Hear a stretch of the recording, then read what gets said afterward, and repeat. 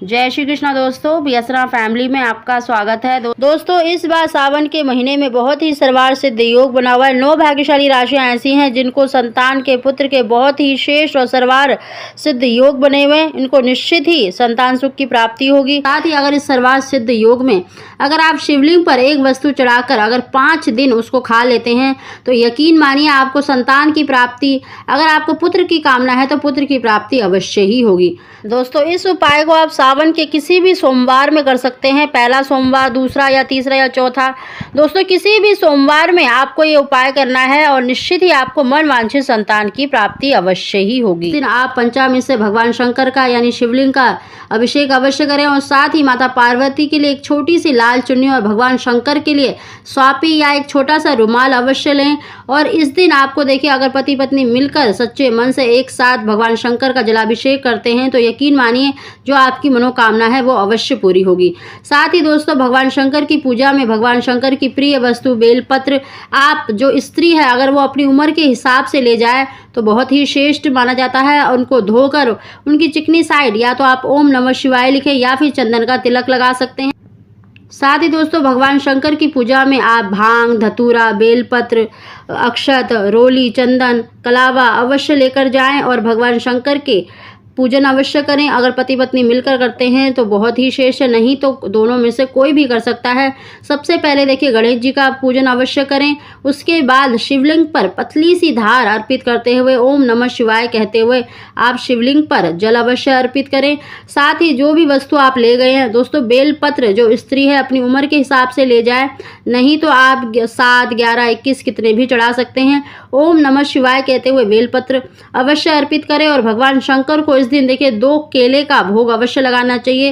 केला देखिए दैविक फल माना जाता है। और साथ ही इस दिन आपको देखिए 50 ग्राम या 100 ग्राम आपको शिवलिंगी के बीज लेने हैं। आपको एक पान का पत्ता लेना है, उस पर आपको देखिए चंदन से या रोली से ओम लिखे या ओम या आप स्वास्तिक बना सकते हैं। साथ ही आपको देखिए 1 मुट्ठी अक्षत लेने हैं बिना टूटा फूटा चावल। और साथ ही आपको थोड़े से जो शिवलिंग के बीज आपने लिए हैं उसमें से आपको थोड़े से शिवलिंग के बीज भी लेने हैं और अपने हाथों में पान के पत्ते को रखकर अपनी मनोकामना बोलते हुए, चाहे संतान की इच्छा है, चाहे आप पुत्र की कामना रखते हैं, जो भी आपकी मनोकामना है वो बोलकर आपको शिवलिंग पर अर्पित कर देना है। भगवान शंकर का पूजन अवश्य करें, उनकी आरती अवश्य करें। साथ ही जो अपनी मनोकामना है नंदी के बाएं कान में अवश्य बोले और उनको मीठे का भोग अवश्य लगाएं। दोस्तों, इस दिन आप किसी भी मीठी वस्तु यानी सफ़ेद मिठाई का भोग लगा सकते हैं, नहीं तो आप मिश्री का भोग अवश्य लगाएं।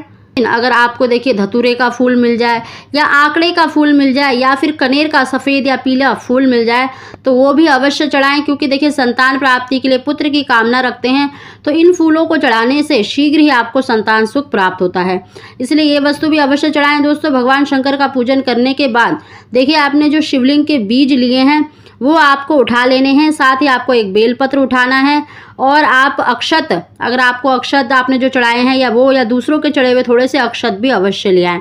दोस्तों, आपको उसी दिन जो आपने जो केला अर्पित किया है उसमें से देखिए 1 केला आपको मतलब शिवलिंग पे ही चढ़े रहने देना है और 1 केले का आप पति पत्नी दोनों उस दिन ग्रहण करें।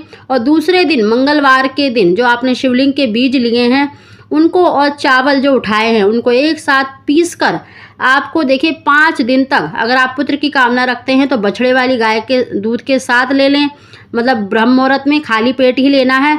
अगर आप संतान की इच्छा रखते हैं तो आप कोई सा भी गाय का दूध ले सकते हैं और उसके साथ 1 चम्मच देखिए शिवलिंग के बीज का पाउडर बना लेना है। चावल और शिवलिंग के बीज का पाउडर बना के आपको 1 चम्मच गाय के दूध से लेना है।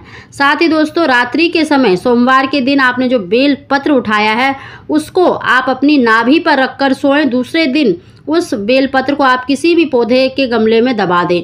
दोस्तों, 5 दिन तक आपको शिवलिंग के बीज और चावल का जो पाउडर आपने बनाया है उसको लेना है। देखना भगवान शंकर की कृपा हुई तो आपको शीघ्र ही संतान सुख मिलेगा। और शिवलिंग के बीज का प्रयोग देखिए पुत्र प्राप्ति के लिए किया जाता है।